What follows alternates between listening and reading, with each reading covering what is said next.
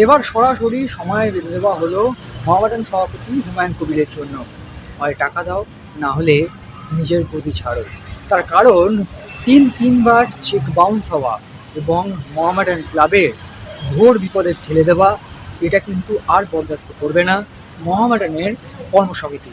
নমস্কার দর্শক বন্ধুরা, এসব বাংলায় আপনাদের সকলকে স্বাগত। আমি রৌনক রয়েছি মোহামেডান ক্লাবে এবং আজকে একটি সাংবাদিক সম্মেলনের ডাক দেওয়া হয় মোহামেডান সচিব ওয়াসিম আকরামের তরফে। সেখানে উপস্থিত ছিলেন বেলাল আহমেদ খাঁ সহ একাধিক কর্মসমিতির ব্যক্তিত্বরা এবং সেখানে সরাসরি জানিয়ে দেওয়া হয় যে আপনাদের দেখিয়েছিলাম এক্সক্লুসিভলি প্রথম সবার আগে আমরা দেখিয়েছিলাম যে মোহামেডানের সহ সভাপতি কাজী তিনি যখন হুমায়ুন কবিরকে ফোন করার চেষ্টা করেন, যখন সমর্থকরা ঘিরে ধরেছিলেন, সেই সময় যেটা হয় যে হুমায়ুন কবির কথা দেন সমর্থকদের যে 10 তারিখ পর্যন্ত তাকে সময় দেওয়া হোক, তিনি চেক দিচ্ছেন এবং টাকা যেটা তিনি কমিট করেছিলেন সেই কমিটমেন্ট রাখবেন, বকেয়া টাকা দিয়ে দেবেন। এখন বিষয়টা হচ্ছে যে সেই কথা শুনে তাকে একটা শেষ সুযোগ দেওয়া হচ্ছে এবং এই 10 তারিখের মধ্যে যদি সম্পূর্ণ টাকা না দেওয়া হয় তাহলে কিন্তু আর সভাপতিটাকে পরে থাকবেন না হুমায়ুন কবির। এবং যে পয়েন্টগুলো উঠে আসছে এই সাংবাদিক সম্মেলন থেকে একে একে বলে দিই। প্রথমটাই হচ্ছে যে মোহামেডানের বর্তমান যিনি অ্যাসিস্ট্যান্ট জেনারেল সেক্রেটারি ছিলেন গজল জাফার, তাকে কিন্তু অন্তর্বর্তী প্রেসিডেন্ট করা হয়েছে, অন্তর্বর্তী সভাপতি করা হয়েছে। এবং এটা করার কারণ হচ্ছে তিনি প্রচুর পরিমাণে অর্থ বিনিয়োগ করছেন মোহামেডানের যাতে সার্ভাইভ করতে পারে, এবং সেই কথা ভেবে তাকে আপাতত সভাপতির পদে রাখা হয়েছে, অন্তর্বর্তী সভাপতি। কিন্তু যদি 10 তারিখের মধ্যে টাকা না দিতে পারেন হুমায়ুন কবির, সেক্ষেত্রে কিন্তু পার্মানেন্টলি সভাপতি পদে থাকবেন গজল জাফার। এবং আরও যে বিষয়গুলি উঠে আসছে যে সহসভাপতির পদে ছিলেন কাজী, যিনি যাকে নিয়ে আগের দিনের বিতর্কের শুরু, তাকে কিন্তু সহসভাপতি পদ থেকে সরানো হচ্ছে। কারণ হিসেবে দেখানো হচ্ছে যে তিনি স্পোর্টসের সঙ্গে বা ফুটবলের সঙ্গে কোনোভাবে যুক্ত নন এবং তার যে কমিটমেন্ট, সেই কমিটমেন্ট অনুযায়ী সেই কাজটা হচ্ছিল। এবং আগের দিনে যে বিষয়গুলো উঠে আসে, যেখানে সমর্থকরা যেসব প্রশ্ন করছিলেন ক্লাবের ইতিহাস সম্পর্কে, সেটা উত্তর না দিতে পারে, সব মিলিয়ে একটা বিতর্কিত সিচুয়েশান যেহেতু সৃষ্টি হয়েছিল, সেই জায়গা থেকে যাতে আর কোনো রকম বিতর্ক না সৃষ্টি হয়, তাই কমিটি থেকে কিন্তু তাকে এই মুহূর্তে সরিয়ে দেওয়া হয়েছে। এবং যে জানা যাচ্ছে যে এই মুহূর্তে যেটা সবথেকে বড় প্রশ্ন, যেটা বেলাল আহমেদ খান তিনিও কিন্তু প্রশ্নটা তুলছেন, যে সবথেকে বড় প্রশ্ন হচ্ছে যে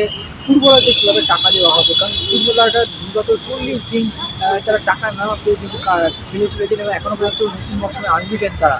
আরও 10টা দিন মানে 50টা দিন, তার মধ্যে যদি টাকা না দেওয়া সম্ভব হয়, যদি হুমায়ুন কবির কথা না রাখতে পারেন, খেলোয়াড়রা কোথায় যাবে? খেলোয়াড়দের কথা মাথায় রেখেই কিন্তু এই জরুরি বৈঠক করে এই সিদ্ধান্ত জানানো হয় প্রেস কনফারেন্সে। এবং তারা বলেন যে বারংবার প্রেস কনফারেন্স তারাও করতে চাইছেন না, কিন্তু যেহেতু খবরটি বাইরে চলে এসছে সেই কারণে কিন্তু এই সিদ্ধান্ত নিতে হয়েছে এবং জানাতে বাধ্য হয়েছেন তারা। এখন অপেক্ষা 5 তারিখের, 5ই অগস্টের মধ্যে যদি 50% টাকা না দেওয়া হয়, তখন হয়তো একটা বড় সিদ্ধান্ত নেবে মোহামেডানের সচিব ওয়াসিম আকরাম সহ গোটা কমিটি। এবং 10 তারিখ একদম আলটিমেটাম, তার মধ্যে না হলে কিন্তু হুমায়ুন কবিরকে আর সভাপতি পদে দেখা যাবে না মোহামেডানে। এখন দেখার হুমায়ুন কবির তিনি কি আদতেও টাকাটা দিতে পারবেন কিনা, নাকি 3বার চেক বাউন্স হয়েছে, এবার 4th বারও চেক বাউন্স হবে, সব মিলে কিন্তু প্রশ্ন উঠছে। কী বলছে মোহামেডান সচিব ওয়াসিম আকরাম এবং নবনিযুক্ত অন্তর্বর্তী সভাপতি এবং তার সঙ্গে বেলাল আহমেদ খান। শুনে নেব ছোটো করে তাদের বক্তব্য। উনি লাউড স্পিকারে বোধহয় কাজী মাসুম আক্তার সাহেবই বলেছিলেন, ওনার বলেছিলেন উনি লাউড স্পিকারে উনি এই প্রতিশ্রুতি দিয়েছেন যে ওনার যা কমিটমেন্ট উনি বাই 10th of August এটা করে দেবেন। এটা কিন্তু আমাদেরকে উনি অফিসিয়ালি কিছু জানান, এটা আমি প্রেসের তরফ থেকে মানে প্রেসে যে দুইটা রেকর্ড হয়েছে আমি শুনলাম, ওই শোনার পর গিয়ে আমরা একটা মিটিং ডাকলাম। I being the general secretary of the club, আমার মিটিং মানে I have the power to call a meeting committee. তো আমি মিটিং ডাকলাম, যেহেতু দীপক কুমার সিং দিল্লিতে থাকেন উনি আসতে পারেননি, বাদ বাকি সবাই মিটিংয়ে এসেছিলেন। মিটিংয়ে আমরা কিছু কিছু পয়েন্টস নিয়ে ডিসকাস করেছি আর কিছু স্টেপস নিতে চলেছি। নাম্বার 1 স্টেপ হচ্ছে হুমায়ুন কবির সাহেব যে 10 তারিখে 10th অগস্টের মধ্যে যে ওনার কমিটমেন্ট, ফিনান্সিয়াল কমিটমেন্ট যেটা পুরোপুরি ফুলফিল করবে, 10 তারিখ হচ্ছে আরও 10 দিন বাকি। এই 10 দিনে অলরেডি আপনারা তো জানেন ফিফা ব্যানে আমাদের অনেক টাকা লেগে গেছে অলরেডি। প্রেসিডেন্ট হলে যে টাকা দেবে তাকেই প্রেসিডেন্ট করবো, এরকমটা মানে দাঁড়াচ্ছে না?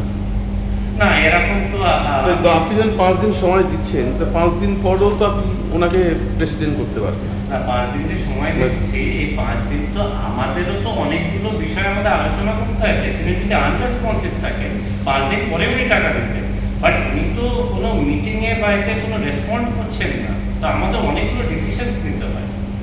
যেমন আজকের দিনে মোহাম্মদ কাদরি ফিফা থেকে একটা ব্যান লাগিয়ে দিল, আর একটা প্লেয়ার সে ইনিশিয়েট করেছে, তার নাম নিচ্ছে না তো এই যে ডিসিশনসগুলো আমি তো একা আমার পক্ষে বা আমাদের পক্ষে প্রেসিডেন্টের থাকার দরকার আছে, সো যাতে পরবর্তীকালে ওই ডিসিশনটাকে চ্যালেঞ্জ না করতে পারে, তাই জন্য ওনাকে রাখা হচ্ছে ইন্টারিম বেসিস। 5 দিনের মধ্যে উনি কমিটমেন্ট দিয়ে দিন।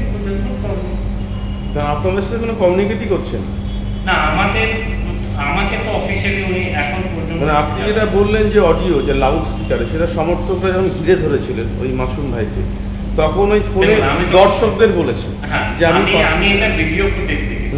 ওই আমরাও ঠিক তাই। আছে? তো আমি তো গেটে ছিলাম না মাসুম সাহেবের সঙ্গে, আমি তখন ম্যাচ দেখছিলাম, এবং 90 মিনিট খেলা হয়, আমি ওখানে বসে থাকি। ঠিক আছে, তো আমি যেটা শুনেছি ভাবলাম ওনাকে আরেকটা সুযোগ দেওয়া হোক। উনি তো এতদিন কমিটমেন্ট ফেল করেছেন, আরও উনি 10 দিন চাইছেন, নো প্রবলেম। चाहेंगे तो जीतेंगे, जीतने के लिए ही बनते हैं। गेम कोई भी खेलते हैं तो वो जीतने के लिए ही है। तो हम लोग का टारगेट ये है कि आज भी 2 साल जब ये लोग आए थे तो हम लोग चैंपियन था, तो कोई ये टारगेट कमेटी का ये टारगेट ही है कि हम लोग को आज जब भी मौका मिलेगा तो आईपीएल चैंपियनशिप के लिए हम लोग टीम रेडी करेंगे, हम लोग आईपीएल चैंपियन। तो इन्फॉर्मेशन के फिर अगर ऐसे सीखेगा तो आईपीएल चैंपियन हो गया आईपीएल के लिए, यही टारगेट है। और इंडियन फुटबॉल में तो यही हाईएस्ट टारगेट लाना पड़ता है। মিটিং করালাম, কথা বললেন, উনি বললেন আমি সব লাইবিলিটি নেবো, আমি সামলাবো। তো আমার প্রাক্তন প্রেসিডেন্ট বললেন কি আপনি ওনার থেকে ওনাকে বলেন একটা চিঠি দিই। উনি একটা চিঠি কপি এখানে আছে, উনি বলেছেন অল লাইবিলিটির সাথে আমি দেবো, উনি কথা দিয়েছেন। সব কিছু এখানে কাগজ দিনে মেল করেছি, অথেন্টিক মেল করা আছে, মেলও করা উনি দেবেন। এইবারে 6 তারিখে মিটিং হলো, উনি বলে 15 তারিখে আমি 5 CR দিই। সবাই জানে, মিডিয়া পার্সন সবাই ছিল সবার সাথে। তারপরে আজ দেবো, কাল দেবো, পরশু দেবো করতে করতে 3টে চেক দেয়। ওই 3টে চেক আবার ওসিম সাহেবকে আলাদা বলছেন, আমাকে আলাদা বলছেন, আমারও তো একটা দায়িত্ব আছে। তো দেখা যাচ্ছে লাস্ট পর্যন্ত ওনার কোনোরকম করে কথাটা বাইরে চলে গেছে। আমাদের আজকে ওই জন্য প্রেস কনফারেন্স হতে বলেন, আমরা তো এতদিন চুপচাপ আছি। যখন থেকে উনি এসে তখন থেকে তো আমরা কিছু বলছি না। যখন এই কথাটা বাইরে গেছে তখন আমরা এই জিনিসটাকে সিরিয়াস নিচ্ছি। দেখা যাচ্ছে উনি এখন পর্যন্ত কোনো রেসপন্স দেয়নি, না ওনাকে ফোন করেছেন, না আমাকে জানিয়েছেন, বা প্রাক্তন প্রেসিডেন্টকে জানিয়েছে, বা প্রাক্তন কমিটিকে জানিয়েছে, কিছু না। শুধু একটা ভয়েসে বলে দিয়েছে 10 তারিখে আমি দেবো, আমাদের কথা বলে। এবার ওই 10 তারিখে ওয়েট করলে কিন্তু আমার এখানে 4-5টা ম্যাচ এক্সট্রা টাইম।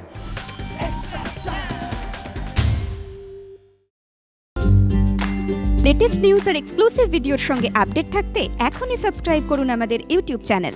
বেল আইকনে ক্লিক করতে ভুলবেন না যেন।